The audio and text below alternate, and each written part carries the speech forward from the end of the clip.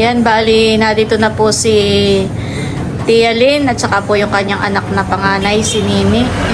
At sila po ay kadadating kahapon. Kahapon na kadadating kahapon. Sila po ay kadadating kahapon galing PGH. Ay, kumusta naman Nini ang inyong pagluwas, ang pagpapagamot ninyo?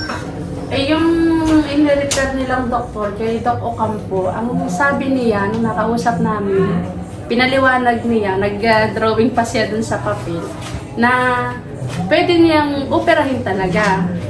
Kaso, mawawala lang yung paninilaw, pero yung bukol nandun pa rin. Hindi siya maalis. Hindi pwedeng Hindi siya operahin pwedeng yung bukol. operahin. Gawa ng, yung sinasabi nung doktor sa Lucena na, di ba sabi ay may nakapatong daw yung bukol, para nakapatong na dun sa isang part na yung parang ano yun, daluyan ng ano, yung ugat, ay ano daw yun daw ay konektado sa puso. Kaya hindi siya pwedeng operahin. Ang dapat daw ay yung mapapaliit yung bukol para yung bukol, mawawala yung pagkaano dun sa ugat, yung pagkapatong niya sa ugat. Kaya ang suggestion niya kung maaari ay doon sa nagkikimo. Mauoperahan niya, ay doon siyang part na pagdudugsongin. Kung parang ililiwas niya doon sa part na yung may bukol. Pag may ililiwas niya doon sa tigkabilang ano, yun napuputulin niya tapos ay pagkukonektahin siya doon. Yun ang magagawa niya. Kaya lang, yung bukol niya ay andun lang din. Ang problema naman niya yung sa bukol nga. Kaya ang sabi niya, doon daw nga sa nagkikemo. Kaya may binigay siya, yun daw ay, sabi niya ay meet ungko. Yung nakausap namin ay yung Doktora Corazon, nabubulol ako doon sa apelyido, Nilanin, yung apelyido ng Doktora. Yun daw ang, sabi niya yung isang babaeng kausap namin, parang pinaka-head siya doon sa, ano ba yung tawag doon? Ungko kasi yung tawag ni Doc Ocampo doon sa grupo ng mga ay di nung makausap nga namin, yun yung binalikan namin kahapon. Oo, pinamukasa doon kayo. Oo, di ba nung Friday kami nagpunta ng ay ang nakausap namin si Dr. Ocampo nga, ayun nga sabi niya. Tapos parang in-refer niya kami doon sa Dr. ko daw kausapin namin tungkol daw doon sa mga bukol. Ngayon, nung bumalik kami, nung kahapon, Sabado, nung bumalik kami, ang paliwanag niya, pwedeng hindi na siya pwede talagang ikimo kasi kumalat na yung mga bukol. Kung nagkataong sa ibang part, yan parang napakahirap para sa kanila yung pancreatic. Yung tinubuan ng bukol, napakahirap para sa kanila na operahan. Parang hindi pa nila na papag-aralan kung paano opera. Pero kung hindi siya sa pancreatic na tumupo, ay may posibilidad na pwede daw siyang yung sa gamot na pang tunaw, hindi na rin, hindi niya na advisable na gawin, gawa ng sobrang dami na. Kahit sa chemo, hindi na rin niya ni-advise na i-chemo. Gawa ng, ang chemo daw ay hindi rin naman lahat nagiging okay. Pag i-chemo daw, 2% na lang, ay hirapan pa yung katawan ni nanay. Kaya ang sabi na lang din niya, kung ano yung kanyang kakayanan at gustong kainin, yun na lang, talaga.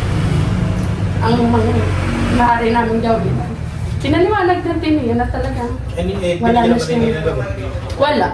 Yung gamot na nanggaling kay Sentanta, kay Formaran, ipinakita namin. Ay di sabi ko yun ang iniresita sa kanya para siya maobserbahan. Ang sabi nung doktor, nung Doktora Corazon, sabi niya yun daw ay parang din lang ang mga supplement. Kaya ang payo niya, maggatas na lang at natatawa dun sa gamot. Sabi ko, Dok, ito po yung naresitang gamot sa nanay ko. Ay malalaki, mahirap kong inumin. Sabi ko, ganay una. Tapos pag nainom po siya nito, para daw po lalo siyang nanghihina. Di nagtatawa din yung doktor. Sabi nga ng doktor, binabasa niya yung pinakita ko yung mga gamot. May dinala mo. Oo, dinala ko. Pinakita ko, sabi nga sa amin ng doktor, kasama ko si Tala. Parang pasok kami siya. Sabi ng doktor, ayan ang lalaki nga daw na yun. Nahirap inumin. Pagkabasa na yung sabi niya, maigi pa na maggatas ka na lang. Yun lang ang aking sabi doon. hindi ko man nagustuhan, pero yung nakalaan sa kanya. Ano Ay. yung nararamdaman nung kinakausap kayo ni Doc? Abay, syempre, masakit para sa akin, hindi pa ako natutula. Ito po si Nini. Ilan kayo magkakapatid? Hindi ba? Ikaw yung Ako yung panganay. pangalan. Yung apat na saan? Si Andre, nasa gumian, araw-araw ay nandito. Nagtatrabaho din yan. May asawa na. Ikaw po may asawa na. May asawa na ako. May asawa at anak. Mm-mm. Tapos Si- yung dalawa, meron na din. Yung dalawang bata din, ay yung kay Uji, yung pangatlo. Ang wala na ng asawa, yung dalawang magkasunod. Si Tala, saka si Alex. Yung si Tala, yung Yung nag-aaral, niya, so oo. kayo tumuloy. Oo. So si Nini ay nagtatrabaho dito sa kabilang grocery. Yung parang si Alili, katulong ni nanay na taga-abot ng ano, no? So siya ay umabsent para samahan yung kanyang nanay, si Tia Lynn, na kapatid naman ni Bader. Ay ang inyong tatay, kung hindi mo mamasamain, Yung tatay, ano na, may sakit din. Parang depressed. hindi lang nanay, 11 years. Ilang Kasi years? yung anak ko ay 30 years old na. Hindi nag-umpisa ay noong taong bago ako mag-asawa. Mga anong years yun? Kuwan, mga ano, ilan ni 11, 2010, ganit. Oh. Parang ang sinasabi mong depressed ay parang wala sa sarili, gano'n, nawawala sa sarili. May time Oo, na. may time na nawawala, may time na okay. Oo.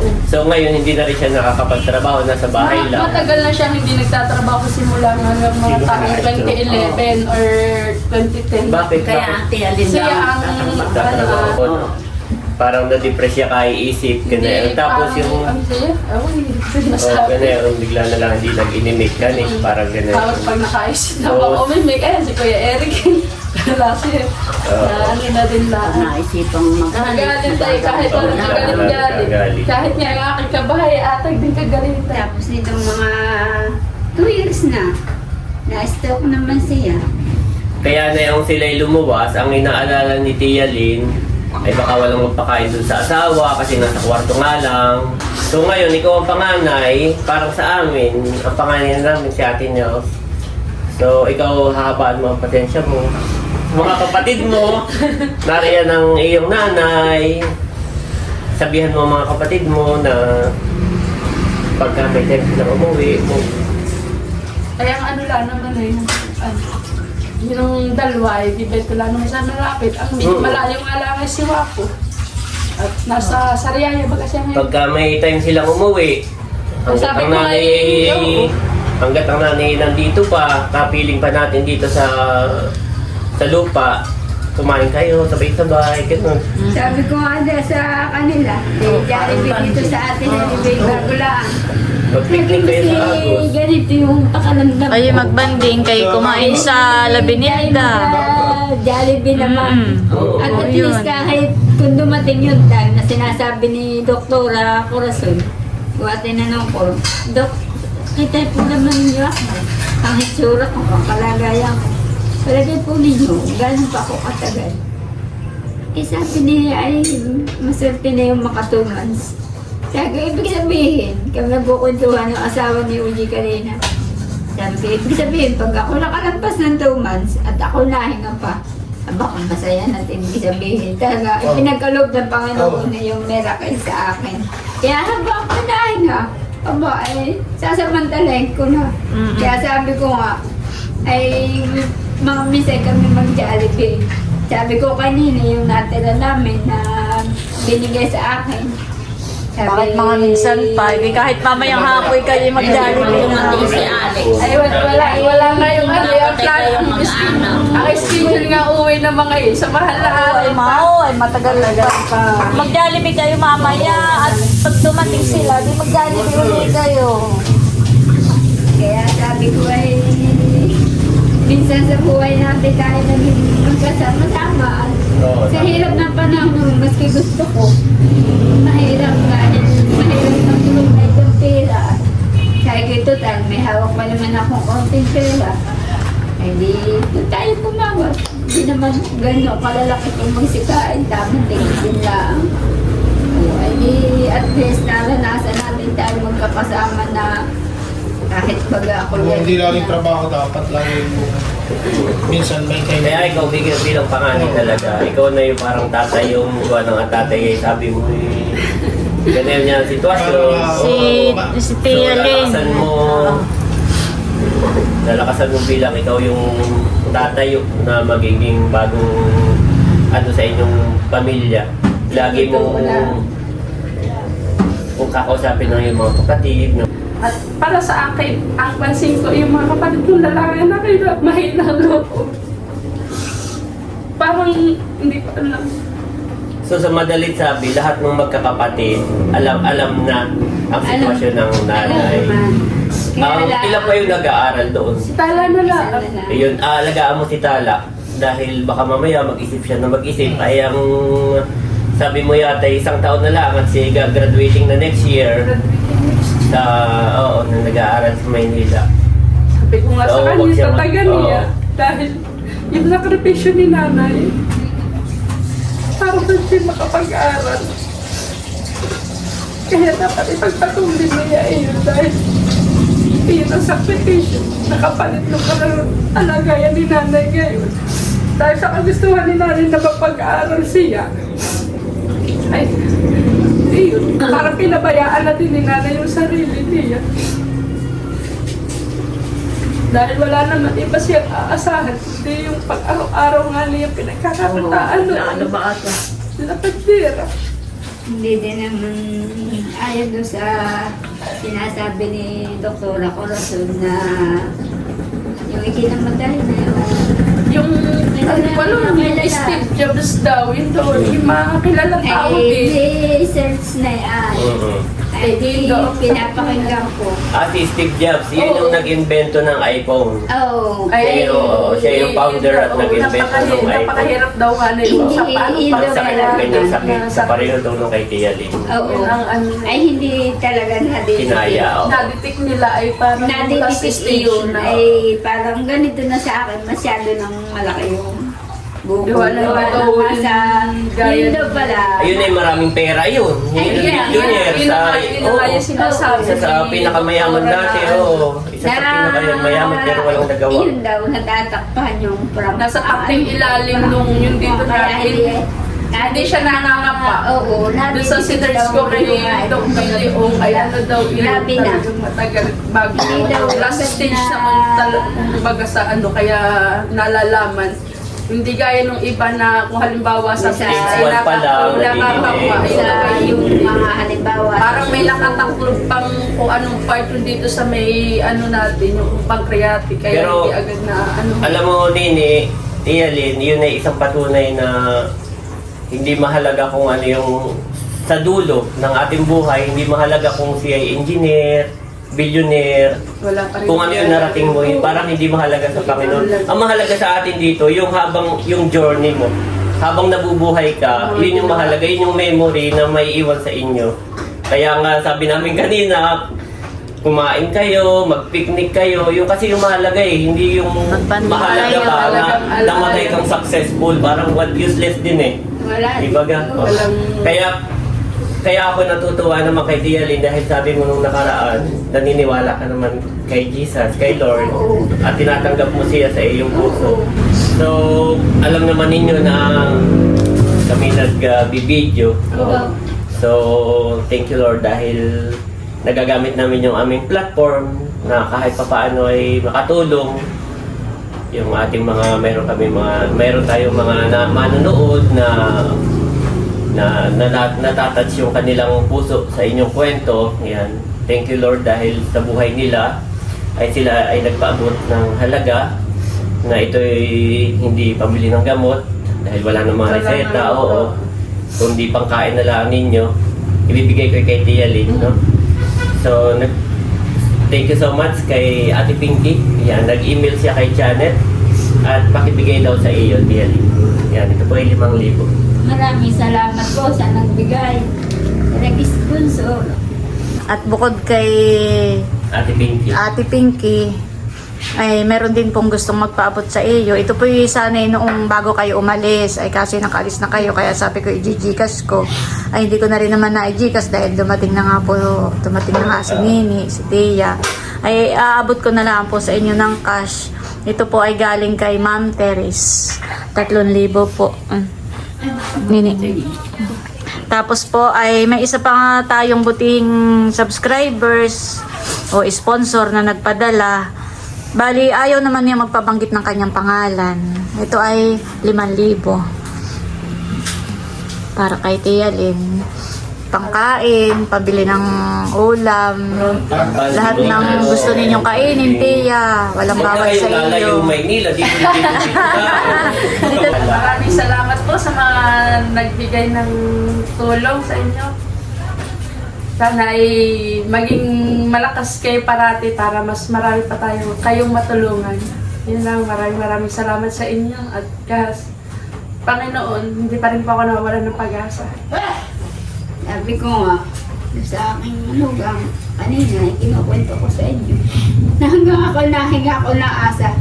Pag sabi ni Dr. Corazon, ako matutulog lang ay sabi ko, iniisip ko sa sarili ko, may ginawa ko ako matutulog lang, hindi ko malalamdog masyado yung hirap. At yun talagang mahilig ko sa Panginoon. Ako dumating yung oras ko. Huwag naman ako makakaranas ng hirap talagang tulad ng sa ibang nakikita ko. Ay, sabi ko nga ay... Kasi yung daw iba. Pag nagpapasalamat. At hindi ko pa naman maray tumulong pa sa akin. Para... Parang nangilit lang sila. Pag gusto rin na ano niya. Pero sasabihin sumigaw. Kaya nagpapasalamat pa rin ako kasi hindi niya ganun pinapahirapan kanya karamdaman. Kaya sabi ko sabi nga na yan kahapon kay Tana, narinig mo. Tapos naiyak siya. Sabi ko narinig ko pero hindi pa rin ako nawawala ng pag-asa. Sabi ko nga nahinga pa ako. Patuloy lang sa'yo magkita sa kanya.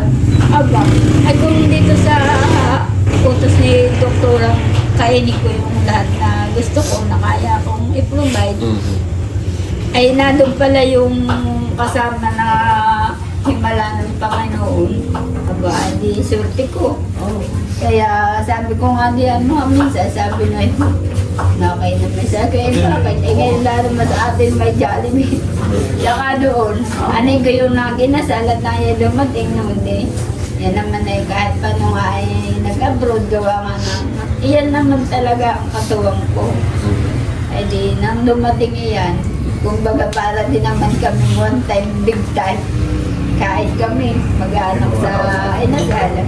O hindi kami may experience na doon binabalik-balikan. Jollibee naman. Jollibee naman. Kahit lang ganito na nakin ako. Mag-Jollibee kayo mamayang hapon. Tapos ay, pag dumating yung mga kapatid mo, mag-Jollibee ulit kayo.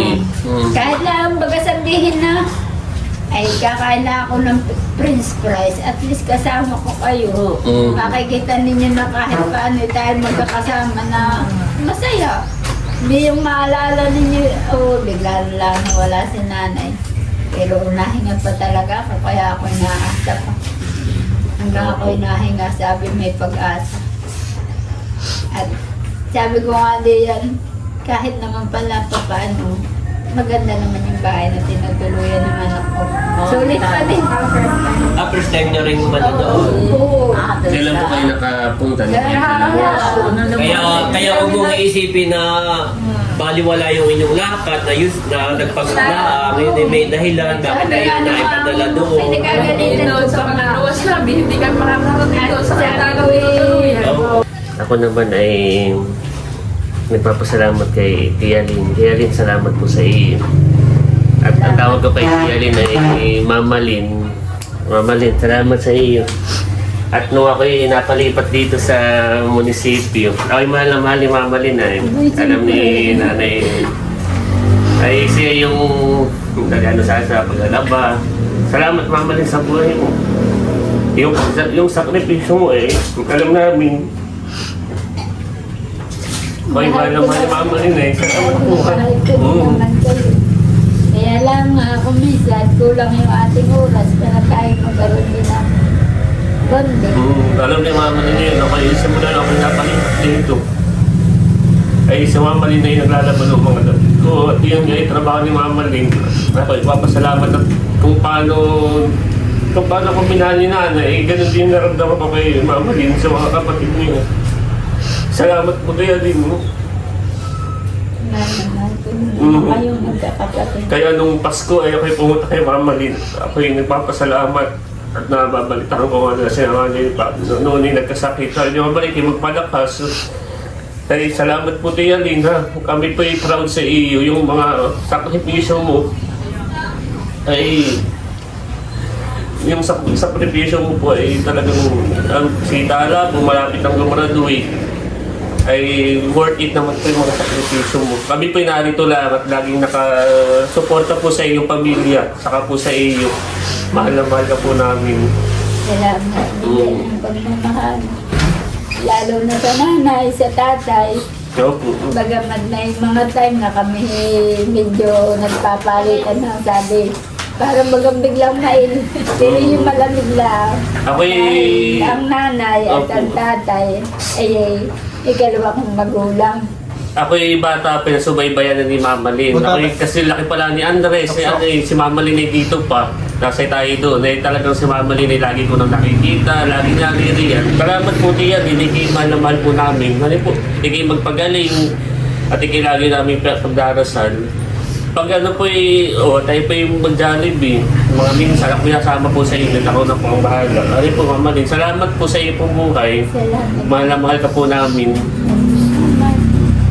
Ganun ka din niya sa akin. Opo, mahal na mahal ka po. Salamat po.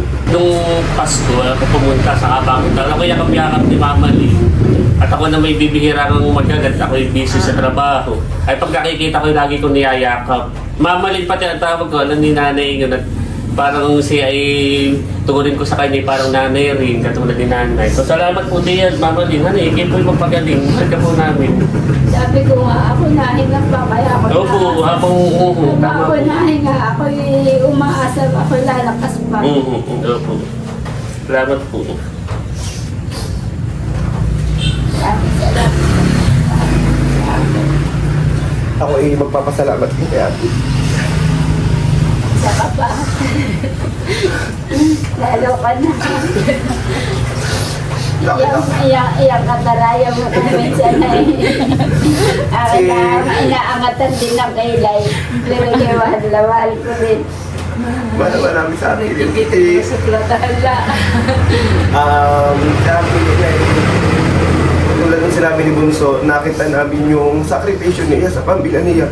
Lalo nung nagkaroon ng depression yung kanyang asawa, siya tumayong tatay, nanay, nagkayod pa sa pamilya niya at kahit napakahirap ng buhay ng harap siya para sa kanyang mga anak at ngayon ay si Alex ay may trabaho na and then yung bunso niya ay nag-aaral. Proud na proud kami sa iyo, Ate Lynn, at kung minsan man ako yung matara, pagpasensya ko at ako gano'n lang, pero ikaw ay mahal na mahal namin at ako proud na proud sa iyo. Si Ate Lynn ay matagal na naglalaba dito sa atin. Then may mga times na parang ayaw na namin magpalaba pero lagi sasabi ni Nanay na abay itulong na natin sa Ate Lynn dahil kita namin yung buhay na kumbaga anong mayroon sila. Si Ate Lynn ay sobrang bait. Yan ang kung napakabait, napakasipag at wala kaming masabi. Lagi ka namin pag-pray Lagi ate. po. Kaya pinari ko na para po sa inyo. Salamat po Mama Lynn. Salamat po. Ako'y sobrang proud na proud sa iyo, Tia. Hindi man tayo laging nagkakausap o nagkakasama. Ako'y proud na proud sa iyo dahil ikaw ay napakabuting ina sa iyong mga anak. Ikaw ay napakasipag pati. Ikaw ay sobrang tapang mo. Lahat ng pagsupok ay iyong nakakaya mo. Kaya mahal namin. At ako'y nagpapasalamat sa iyong kabaitan sa aming pamilya. Naalala ko si Tia, isang tawag ko lang ay pagkayong ako'y dumating dito. Ako may kailangan. Halimbawa, kailangan ko magpatulong pagluluto ng pansit. Isang tawag ko lang kay Tia, si Tia agad ay napunta kahit may ginagawa, iniwan yung ginagawa. Nado na nga ako sa ang inyong magulang, ang nanay mo at saka ang tatay. Tanda mo naman ako kasi mga bata pa. Kaya kahit lang magalang na yung ating pag-uusap, pagka kayo nagsabit, kaya ko din lang, antimano. Dahil gusto ko, ay tayo yung komunikasyon natin ay laging, kumbaga, laging magkasama. Baka may dahil sa kapaninang ko, may na yung oo.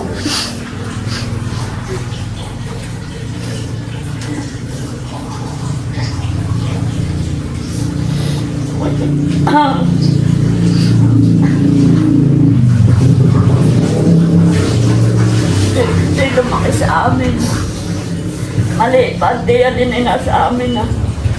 Mga anak ko na si Dondon, ikaw. Ay siya na yung nag-alaga sa aking mga anak. Mag-aaral na. Grade 3 yata. Grade 3 nga na ako Grade three. umalis.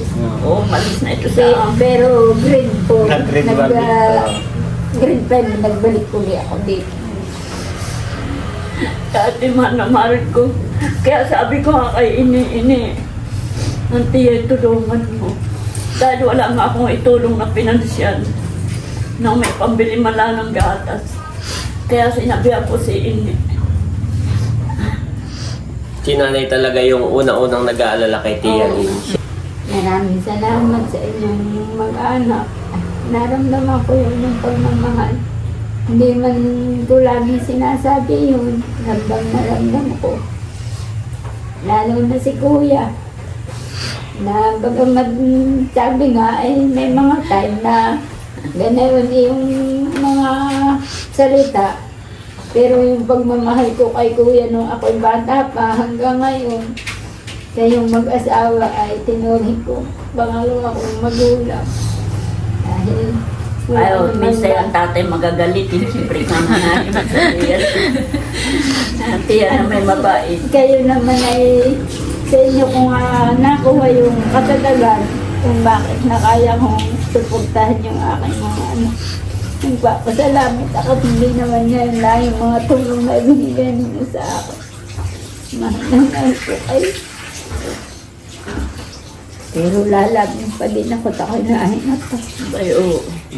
Basta may awa ang Diyos. Malay natin. Sabi ko nga, pag nakalipas yung 2 buwan, ako'y nahinga pa. Abay, Malay mo may mera kayo si Oo, God. lalo na yung miracle ko. Eh, ako'y nagpapasalamat lalo. So, tayo ay manalangin, let us pray. Panginoon Diyos, maraming po salamat sa araw na ito na ibinigay niyo po sa amin. Una po sa lahat, Panginoon, ay namin po inilalapit ang buhay po at kalusugan ni Mama Lynn. Panginoon Diyos, ikaw ang may sabi na ikaw ang nagpapagaling, Panginoon. At naniniwala po kami, Panginoon Diyos, na papagalingin po ninyo, Panginoon, ang sakit o karamdaman ni Mama Lynn. At dalangin din po namin, Panginoon, ikaw po nakakakita ng puso ni Mama Lynn. Hinihiling po namin, Panginoon Diyos, na bigyan niyo pa po siya ng mahabang buhay, ng malusog na pangangatawan, Panginoon. At Panginoon Diyos, ano man po na pandaraya, Panginoon Diyos, ni Satanas ay amin na po itong sinasalansala, Panginoon Diyos.